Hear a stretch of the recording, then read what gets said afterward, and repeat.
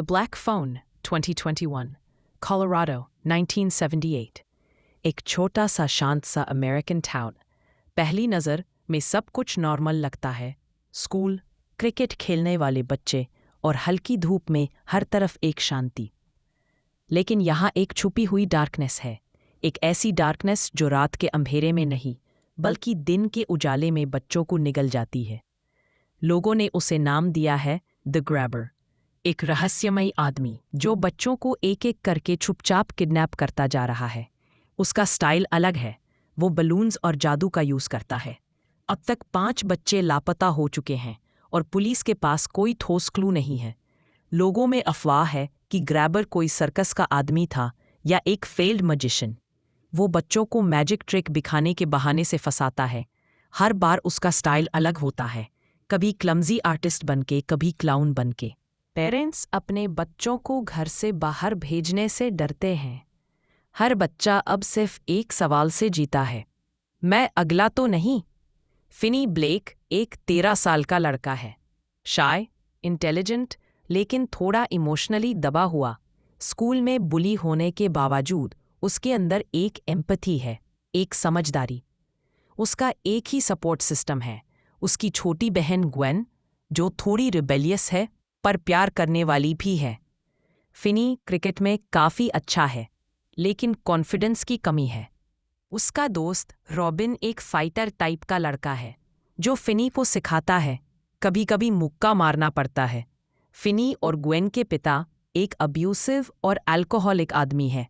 हर रात घर में चीखें, पिटाई और छुपकर रोती हुई ग्वेन की आवाज़ होती है। पिता का गुस्सा कभी ग्वेन के सपनों पे पड़ता है, कभी फिनी की खामोशी पे।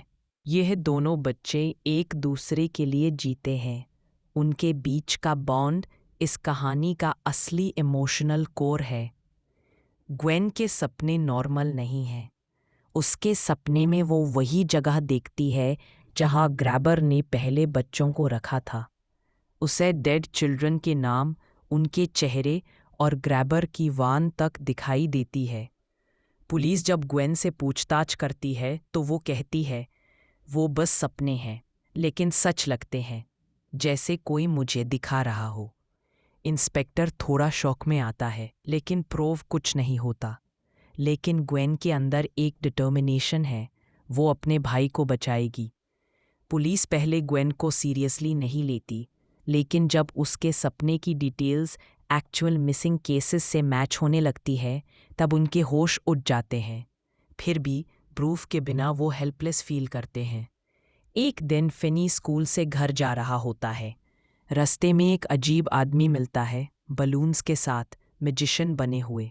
फिनी को लगता है कि वो एक सिंपल ट्रिक दिखाएगा, पर अगले ही पल ग्रैबर उसे वैन में खींच लेता है। ग्रैबर की वैन में एक डरावना साइलेंस होता है। फिनी को क्लोरोफॉर्म दिया जाता है और वो बेहोश हो जाता है। वो उठता है एक बेसमेंट में। अंधेरा, सन्नाटा और एक ही चीज़ दिखती है, एक पुराना डिस्कनेक्टेड ब्लैक फ़ोन जो वॉल पर लटका है। दीवारों पर स्क्रैचेस हैं और एक कोने में खुरचे हुए नाम, शायद पिछले बच्चों के। फिनी जब पहली बार फ़ोन उठाता है तो आवाज़ आती है एक डेड बच्चे की। पहले तो उसे लगता है कि हल्यूसिनेशन है, पर धीरे धीरे फ़ोन रोज़ बजता है।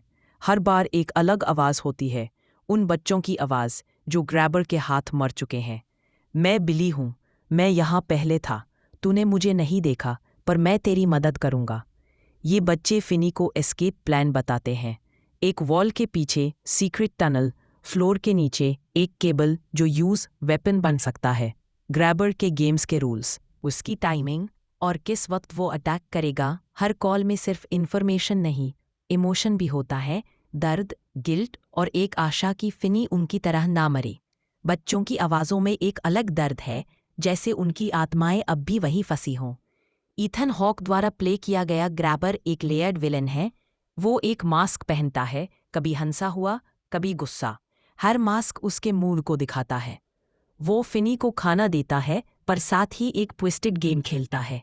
मैं वेट कर रहा हूँ कि तू ऊपर आए, फिर मैं तुझे पनिश करूँगा। वो फिनी को साइकोलॉजिकल टॉर्चर देता है, साइलेंस, माइंड गेम्स और कॉन्स्टेंट फियर। उसका घर 2 फ्लोर्स में डिवाइडेड होता है। एक में वो रहता है, दूसरा फिनी के लिए प्रिजन है। उसके एक्शंस प्रिडिक्टेबल नहीं होते। कभी वो सॉफ्ट बोलता है, कभी गुस्सा में मास्क उतार के चिल्लाता है। ये उसकी इंस्टेबिलिटी को दिखाता है।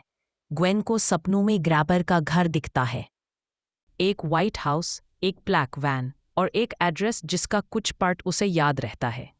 वो पुलिस को कन्विंस करती है और पुलिस फाइनली उस एरिया में सर्च शुरू करती है।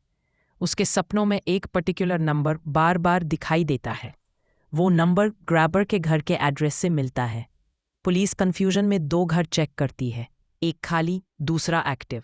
एक तरफ फिनी फाइट कर रहा है बेसमेंट में और दूसरी तरफ ग्वेन वक्त से रेस कर रही है। फोन पर बात करते करते फिनी में चेंज आता है। अब वो डरने वाला लड़का नहीं, एक फाइटर बन चुका है।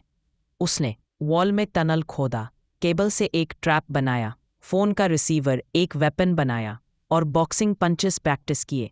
मैं मारूंगा, इस बार मैं नहीं डरूंगा। एक बच्चा उसे याद दिलाता है कि ग्रैबर सिर्फ उन्हीं को मारता है जो रेजिस्ट करते हैं। फिनी इस बात को पलट के उसे करता है। वो खुद एक ट्रैप बनाता है, एक्टिव रेजिस्ट करता है। ग्रैबर फाइनली आता है, रेडी टू किल। लेकिन फिनी रेडी है। जैसे ही ग्रैबर आगे बढ़ता है, फिनी उसे उस ट्रैप में गिरा देता है। वो उसे फोन केबल से जकड़ता है और ग्रैबर को उसी फोन से मार देता है। सुन, ये आवाज़ उन सबकी है जिन्हें तूने मारा। अब तो सुन। फोन पे डेड बच्चों की आवाज़ एक साथ गूंजती है। ये एक पोएटिक जस्टिस है। फिनी उस रिसीवर से ग्रैबर का गला घूंटता है और उस मोमेंट में वो सिर्फ एक सर्वाइवर नहीं, अवेंजर बन जाता है। फिनी ऊपर निकलता है, पुलिस घर ढूंढ लेती है। ग्वेन उसे देखकर रोती है। दोनों एक दूसरे से गले मिलते हैं। पूरा कस्बा हैरान है। फिनी अब एक हीरो बन चुका है, सिर्फ अपने लिए नहीं, उन सब के लिए जो मर गए थे। स्कूल में पहले जो उसका मजाक उड़ाते थे, अब उसे रिस्पेक्ट से देखते हैं। फिनी का कॉन्फिडेंस ग्रो करता है और वो एक नया फिनी बन जाता है। द ब्लैक फोन सिर्फ एक हॉरर मूवी नहीं, एक स्टोरी है, ट्रॉमा, सर्वाइवल, सिबलिंग लव और उनकी स्ट्रेंथ की। ग्वेन का साइकिक विजन एक मेटाफिजिकल टच देता है। फिनी का ट्रांसफॉर्मेशन एक इंस्पायरिंग आर्क है, एक क्वाइट लड़का जो अपनी आत्मा की आवाज़ सुनता है। डर के सामने टिकने का मतलब ये नहीं कि डर नहीं लगता, मतलब है कि हम उस डर को जीत लेते हैं।